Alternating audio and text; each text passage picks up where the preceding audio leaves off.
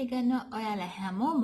ඉතින් මම කලින් වීඩියෝ එකේ සිංගල් ක්‍රොෂේ කරන හැටි, ඩබල් ක්‍රොෂේ කරන හැටි ඒ හැම දෙයක්ම කියලා දුන්නා. ඉතින් මම මේ වීඩියෝ එකෙන් ඔයාලට කියලා දෙන්න බලාපොරොත්තු වෙන්නේ half double crochet එකක් කොහොමද කරගන්නේ කියලා.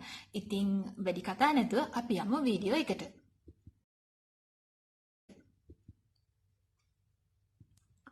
ඉතින් ඉස්සෙල්ලාම අපි මෙන්න මේ වගේ දම්වැලක් යොදා ගන්න ඕනේ. ඊට පස්සේ කලින් ඩබල් ක්‍රොෂේ එක කරා වගේම half double crochet එකේදී මේ විදිහට කට්ටට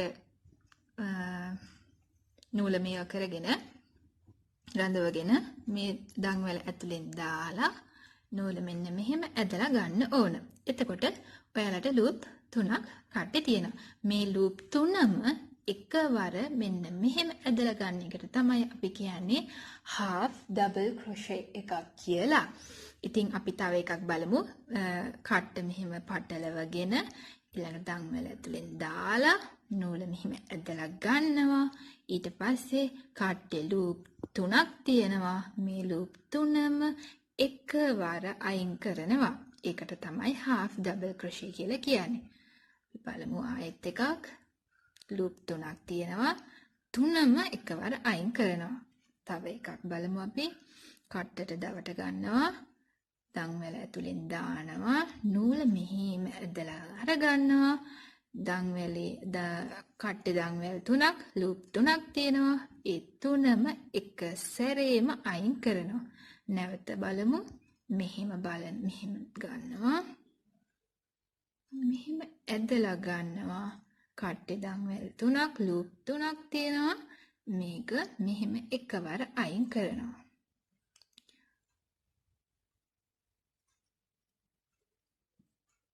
මේ විදිහට තමයි ඩබල් ක්‍රොෂේ එකක් හරි ලේසියෙන් ඉක්මනටම ගොතා ගන්න. ඉතින් ඊළඟ පේලියට යද්දි අපි ඒක අනිත් පැත්ත හරවලා එක දම්වැලක් වැඩිපුර ගොතා ගන්නවා.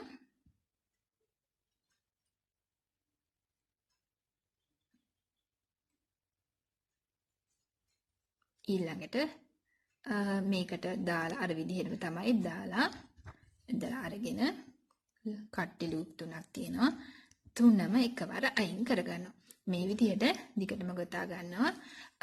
මට මෙතනදී තව දෙයක් කියන්න ඕන. මේ තියෙන දම්වැල් ඔයාලට පේනවා ඇති. මේ දම්වැල් ඔයාලා දැන් මේ විදිහට මේ එක දම්වැලක් විතරක් දාලා මෙන්න මේ විදිහට ගත්තොත් ගෙතෙන්නේ එක විදිහකට. ඒ වගේම ඔයාලට පුළුවන් මෙහෙම දම්වැල පටලවරන් මේ කොටස් දෙකම ඇතුළට යන විදිහට දාන්න. මේ කොටස් දෙකම ඇතුළට යන විදිහට මෙන්න මේ විදිහට ගන්න. එතකොට ගෙතෙන්නේ තවත් ක්‍රමයකට. ඉතින් ඔයාලා කැමති විදිහකට ගොතා ගන්න පුළුවන්. ඔයාලා කැමති මේ උඩ විතරක් අයින් කරලා ගන්න නම් ඒ විදිහට ගොතා ගන්න පුළුවන්. නැත්නම් මේ දම්වැල් දෙකම අල්ලලා මේ විදිහට ගන්නවා නම් මෙන්න මේ ආකාරයට ගන්නවා නම් සම වෙන්න. මෙන්න මෙහෙම පටලවලා මෙන්න මේ ආකාරයට දෙකම දාලා ගන්නවා නම් වෙනත් ක්‍රමයකට 3ම අයින් කරනවා. ඒ විදිහට තමයි half double crochet වෙන්නේ.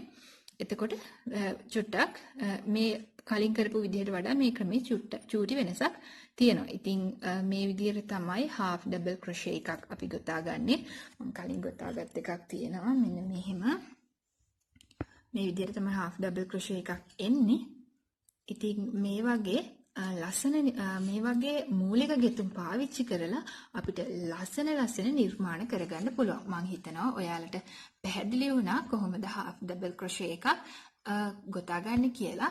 ඉතින් මේ වගේ මම මීට කලින් කරපු වීඩියෝස් ඔයාලා බලලා මම කියලා දුන්න ටික ඔයාලා පුරුදු වුණොත් ඔයාලට ලස්සන නිර්මාණ කරගන්න පුළුවන්. මම ඉතින් මේ වීඩියෝ එකකින් වට ඉක්මනටම මම කරපු ලස්සන නිර්මාණ ටිකක් පෙන්නන්නම්. මේ තියෙන්නේ ඒ වගේ මම කරගත්ත නිර්මාණ ටිකක්. ඉතින් මේ නිර්මාණය කරගන්න වෙන කිසිම අමතර දෙයක් මම කරේ නැහැ. ඔයාලට මම කලින් වීඩියෝස් වල කියලා දුන්න single crochet, double crochet, double half crochet වගේ දේවල් තමයි පාවිච්චි කරලා මම මේ ලස්සන නිර්මාණය කළේ. ඒ වගේම තවත් විවිධ නිර්මාණ මම කළා. තව එකක් පෙන්නන්නම්. මෙන්න මේ නිර්මාණෙත් ඒ විදිහට තමයි මම පාවිච්චි කරලා කළේ. ඉතින් මේ වගේ වැඩි කිසිම දෙයක් නෑ. මේ මූලිකම දැනුමින් තමයි මේ නිර්මාණ මම කරගෙන තියෙන්නේ. ඉතින් ඉදිරියේදී මම ඔයාලට මේ නිර්මාණ කරන්නේ කොහොමද කියලා දෙන්න බලාපොරොත්තු වෙනවා.